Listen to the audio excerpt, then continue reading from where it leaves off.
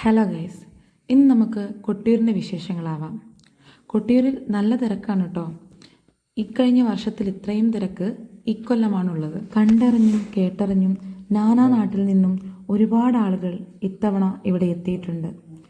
കൊട്ടിയൂർ ഉത്സവം ഇതാ അവസാന ഘട്ടത്തിലെത്തി. യക്ഷയാഗം നടന്ന പുണ്യഭൂമിയിൽ മകം നാൾ കഴിയുന്നതോടുകൂടി സ്ത്രീജനങ്ങളും അതുപോലെ ആനയും പടിയിറങ്ങും. അന്നേ ദിവസമാണ് കേട്ടോ നമ്മൾ ഈ വിഷ്വൽസ് എടുത്തിരിക്കുന്നത്. ഇന്നു മുതൽ നിഗൂഢമായ പൂജാകർമ്മങ്ങൾ മണിത്തറയിൽ ആരംഭിക്കുന്നു. യക്ഷയാഗം നടന്നത് അക്കരെ കൊട്ടിയൂരിലാണെന്ന് വിശ്വസിക്കപ്പെടുന്നു. ഇവിടെ പുരാണ കഥയിൽ പ്രതിപാദിച്ചതുപോലെ ദക്ഷപുത്രിയും ശിവപത്നിയുമായ സതീദേവി യാഗവേദിയിൽ എത്തിച്ചേരുന്നു.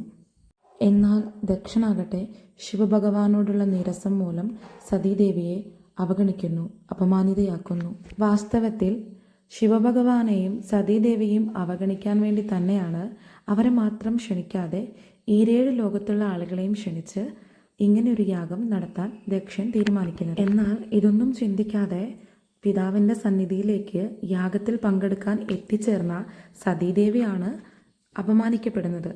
ആ അപമാനം സഹിക്കവയ്യാതെയാണ് കേട്ടോ സതീദേവി അവിടെ ദേഹത്യാഗം ചെയ്യുന്നത്. അമ്മയായ സതീദേവി അവിടെ മറഞ്ഞു പോയിടത്താണ് അമ്മമാറ എന്ന ആ അമ്മാറക്കല്ല് ഉണ്ടാകുന്നത്. സതീദേവിയുടെ ദേഹവിയോഗം അറിഞ്ഞ സാക്ഷാൽ പരമേശ്വരൻ അന്നവിടെ സംഹാരരുദ്രനായി. ആ ക്രോധത്തിൽ നിന്നും ഉടലെടുത്തതാണ് വീരഭദ്രനും ഭദ്രകാളിയും. അവതാര ലക്ഷ്യമെന്തെന്നറിയാൻ കൈകൂപ്പി നിന്ന വീരഭദ്രനോട് യാഗവേദിയിലേക്ക് പോകാൻ ഭഗവാൻ കൽപ്പിച്ചു. അത്ര വേഗത്തിൽ യാഗവേദിയിലെത്തിയ വീരഭദ്രനും കൂട്ടാളികളും യാഗശാല ഞൊടിയിടയിൽ തല്ലി തകർത്തു.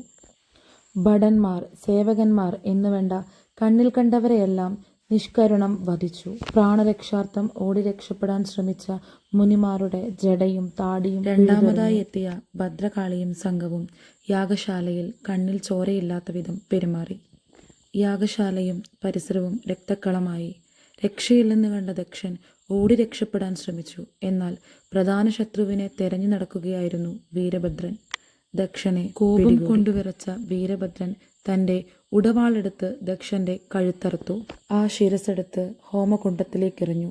ഭദ്രകാളി ദക്ഷന്റെ കണ്ടത്തിൽ നിന്നുള്ള രക്തം കുടിച്ചു. സംഹാരക്രിയ നടത്തിയ വീരഭദ്രൻ തൻ്റെ ആ വാൾ ദൂരേക്ക് ചുറ്റിയെറിഞ്ഞു. ആ വാൾ ചെന്ന് പതിച്ചതാവട്ടെ വയനാട് ജില്ലയിലെ മുതിരേരി. വൈശാഖ മഹോത്സവത്തിൻ്റെ തുടക്കമെന്ന് പറയുന്നത് ആ വാൾ അവിടെ നിന്ന് കൊണ്ടുവരുമ്പോഴാണ്. ലോകവിജയത്തിനായി ദക്ഷ പ്രജാപതി നടത്തിയ യാഗം ലോകനാശത്തിന് കാരണമാകുന്ന സകല ദേവന്മാരും മുനിമാരും വിഷമവൃത്തത്തിലായി. യാഗവിഘ്നം ലോകനാശമുണ്ടാക്കും, സർവനാശമാണ് ഫലം. ഇതിന് പരിഹാരം കണ്ടില്ലെങ്കിൽ അങ്ങനെ ഈ അവസ്ഥ ബ്രഹ്മാവിനെ കണ്ട് അറിയിച്ചു.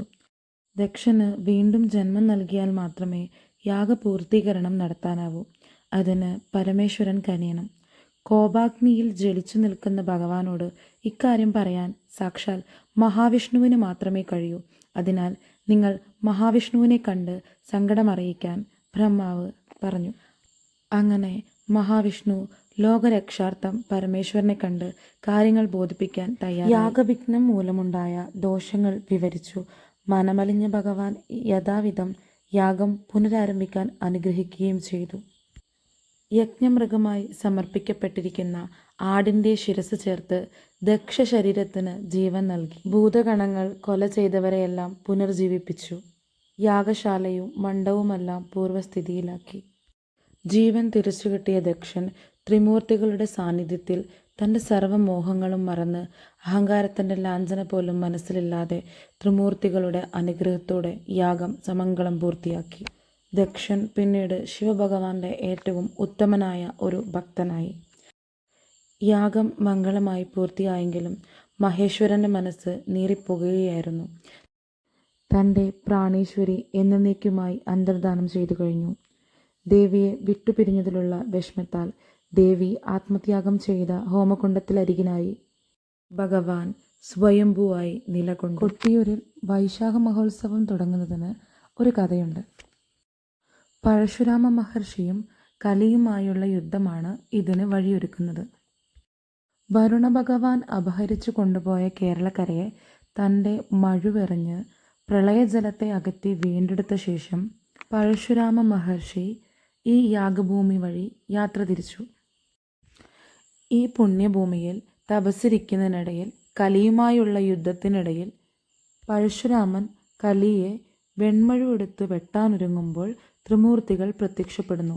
ത്രിമൂർത്തികൾ കലിയെ ബന്ധനത്തിൽ നിന്നും മോചിപ്പിക്കണമെന്നാവശ്യപ്പെട്ടപ്പോൾ പരശുരാമൻ വരമായി ഒരു നിബന്ധന വച്ചു. താൻ പ്രളയജലത്തിൽ നിന്നും വീണ്ടെടുത്ത കേരള ഭൂമിയെ ഒരിക്കലും കലി ബാധിക്കരുത്.